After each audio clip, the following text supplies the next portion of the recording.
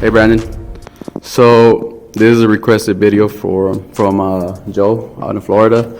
He wants to know about Christianphobia. Why do you think that there's hate for Christians? I mean, I see a lot of people that don't get on the Muslims, and the Muslims by far is the worst, more violent religion, that they should be angry at them. Even atheists, like, they support each other. But why does everybody hate Christians?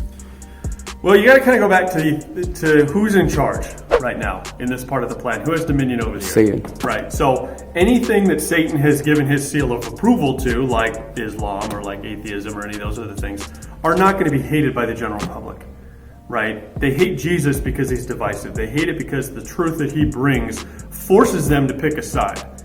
And by default, if you're not saved, you generally want to think that you're good and you're okay. But when you hear the truth of Christ, that makes you realize that you're in fact not okay, and unless you're willing to side with him, you're in trouble. And people don't want to hear that, right? The truth is very cutting, and the truth is very abrasive when you realize the implications of what it does in your life. But Christ told us in Scripture that until he comes to establish his kingdom, we can expect trials and tribulations, we can expect persecution, because we're sticking up for his truth, and he doesn't have dominion yet. So Satan's in charge, and he's doing everything in his power to try and kill or eliminate Christians, and as well God's chosen the Hebrew people that he's going to save a remnant of for his kingdom and establish in the future. So, Satan absolutely doesn't want this to happen. The root of all of this is pride, right? When you're going to be a Christian, your ego and your pride have to die.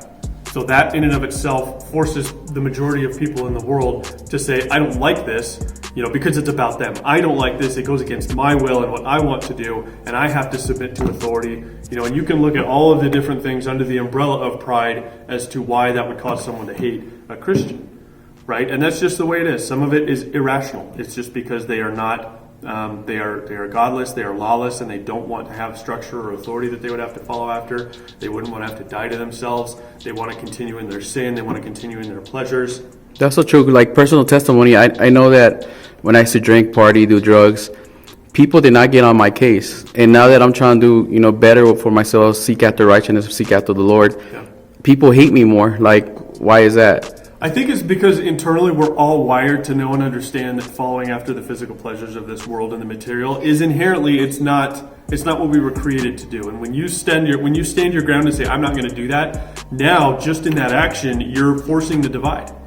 Right? You're presenting them with a line that's being drawn to say, in order for me to seek after what's right and what's good, I am denying myself these things to avoid sin. And now all of a sudden they're still doing it. So they're in that camp, and now you're illuminating that they are in fact living in sin and they are living in disobedience to the Lord. So even in just your actions, right? That's why people hate Christians when they're behaving and obeying God, because even in just those actions it illuminates. And a lot of times people don't have the self-awareness to articulate these thoughts. They just know that it makes them uncomfortable, and so they hate it. So right? is that what that verse means? What the Lord said he was going to bring a sword to divide? Yeah, he says that the truth that he brings is going to divide people from their families, from their mothers, from their brothers. Like, it's going to happen, and it just because you have bonds from a family level doesn't mean that truth is not nearly as effective for them, if that makes sense. Yeah. Right? It's going to affect them the same as it would any other human. The hard part is that you're going to have to spend more time around them. It's going to be a little bit harder because it's your family, right? Whether or not you have to live with them or whether or not you have to spend more time with them, you have a little bit more interaction. But, Jesus tells us in John 15:18, he says, if the world hates you, remember that it hated me first. Right? He set the standard.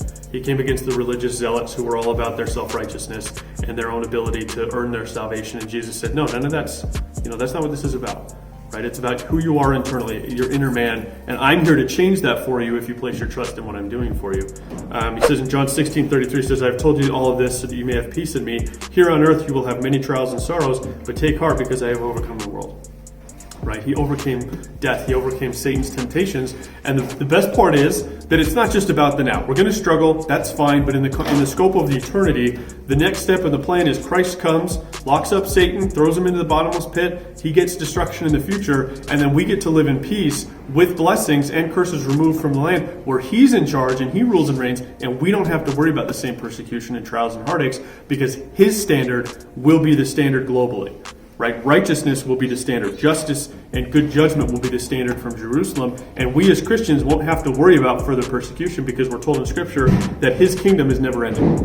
Yeah. Right? So that's something we get to look forward to. So struggling for a little bit here in the scope of our life in this short time frame, like, yeah, it sucks, and yeah, it's God's going to use it to edify us and to kind of refine us, but it's for something greater in the future. Right, and in the scope of now, it's really not that bad. Paul tells us in 2 Corinthians 12, 8, 10, he says, 3 different times I begged the Lord to take it away. Each time he said, my grace is all you need. My power works best in weakness. So now I am glad to boast about my weakness so that through the power of Christ, he can work through me. That's why I take pleasure in my weaknesses and the insults and hardships and the persecutions and troubles that I suffer for Christ. For when I am weak, then I am strong.